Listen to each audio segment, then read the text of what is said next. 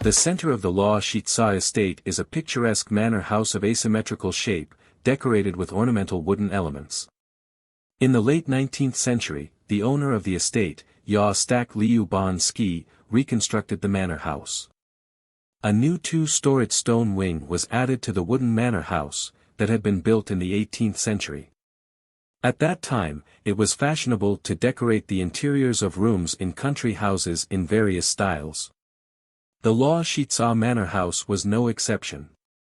The first room is a library, or a lounge. Its interior is designed in the Art Nouveau style, also called the modern style. Art Nouveau is a style of art in the late 19th, the early 20th centuries. One of its characteristic features is the use of elaborate, refined, nature-inspired lines and forms. One of the symbols of Art Nouveau was an embroidery design, depicting a loop-shaped curved cyclamen stem, that the critics called the whiplash line. The walls of the lounge were painted with images of the plants, which are called the cattail and the magnolia. In the language of flowers, the cattail is associated with peace and wealth, and magnolias symbolize a love for nature. The language of flowers, or floriography, is the denotation of moods, feelings, or concepts, with the help of flowers. During the Victorian era, the period of the reign of Queen Victoria, 1837 to 1901, the language of flowers was used to secretly express feelings that were not usually spoken about openly. The Oriental language of secret love correspondence became known in Europe, thanks to the itineraries by Aubry de la Martre, 1674 to 1743, a French nobleman, who served as a diplomat for the Swedish King Carl XII.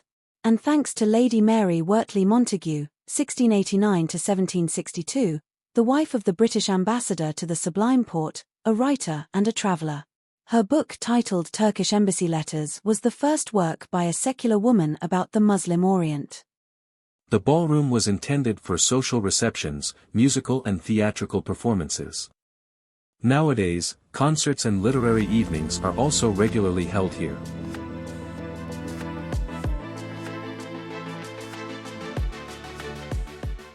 In the room, that is adjacent to the ballroom, we find something unexpected, a bathroom. It is strange that such a room is located next to the ballroom. Still, researchers say that it was the first bath in the area, and the owners wanted to show off their wealth. Taking a bath in those days was no easier than throwing a ball. Heating a large volume of water was very difficult and, it is no wonder, the water in the bath rarely warmed up completely. During the restoration, the bath was found in the basement, where it had fallen under its own weight.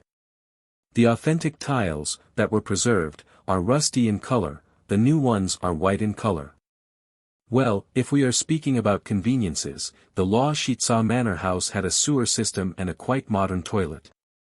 Next to the ballroom, there is a small drawing room, or a music room.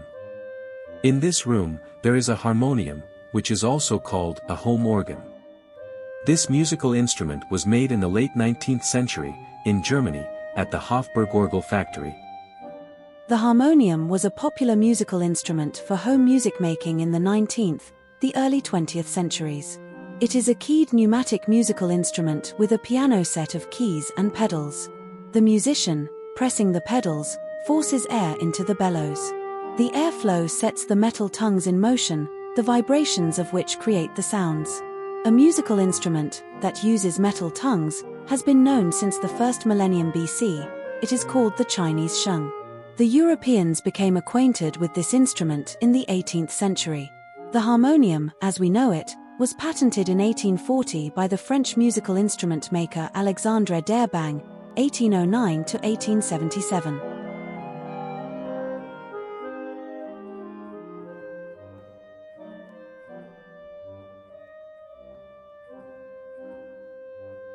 In the small drawing room, evening wear is on display. These are a dress and a trois-quarts, it means a trapezoid coat with shortened sleeves, that was sewn according to a design by the French fashion designer Charles Worth. The French fashion designer Charles Worth, 1825 to 1895, was one of the first representatives of haute couture, and the founder of the fashion house, which was called the House of Worth. The dresses, that he created, were worn by the French Empress Eugénie.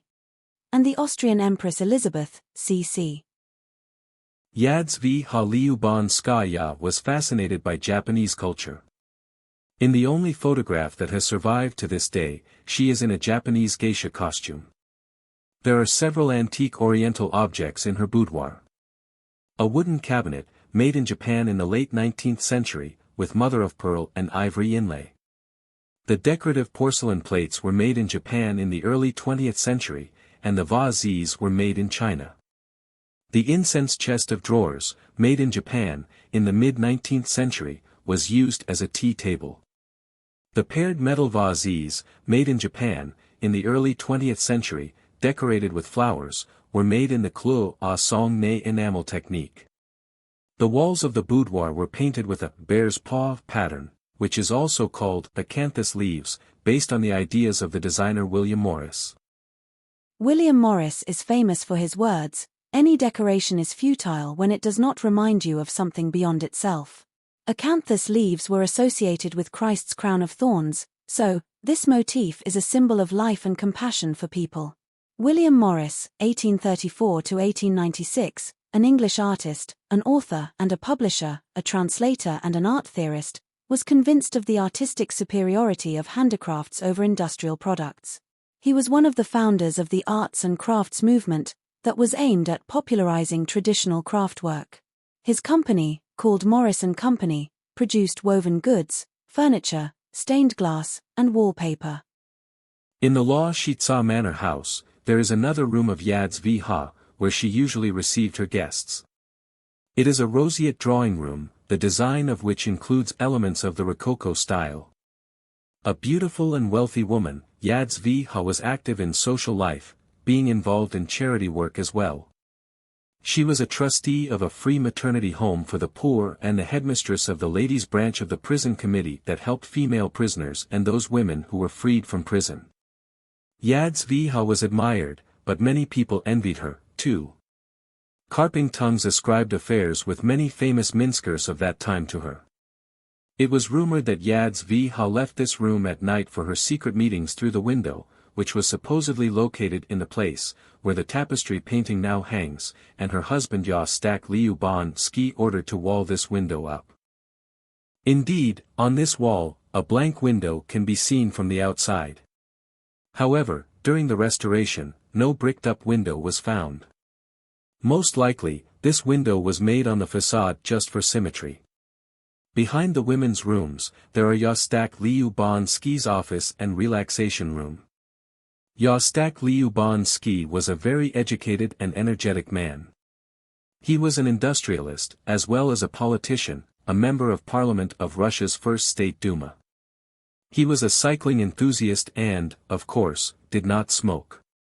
Still, he did collect pipes, some of which can be seen in his office. Well, the main thing, not only of his office, but of the whole house, is the fireplace, that has been preserved since the late 19th century. The fireplace was made at the Riga factory called Selm and Biom, presumably in the period between 1895 and 1899. Ready-made forms, purchased in Germany, were used for the Neo-Renaissance style tiles. In the center of the fireplace, there is a relief, depicting the banker Anton Fugger, throwing into the fire the promissory notes of the Emperor of the Holy Roman Empire and the King of Spain, Charles V of the Habsburgs, 1500–1558. This relief is based on a painting by the German artist Karl Becker. The Fugger family is still one of the richest and most respected families in Europe today. In the 16th century, its representative, Jacob Fugger, a banker and a merchant from the city of Augsburg, which is in Bavaria, was the richest man of his time. The Fuggers provided loans to the Holy Roman Emperors, Maximilian I, and then his successor, Charles V of the Habsburgs. Jacob's nephew, Anton Fugger, 1493–1560, inherited the Fuggers' trading and credit house. He continued and expanded his family's business. Anton, who was regarded as the Prince of Merchants, is depicted in the painting by Karl Becker. The Fuggers often had to forgive debts. However, in return, they received lucrative contracts, shares in various enterprises, or permits for the extraction of minerals. And, of course, They did charity work.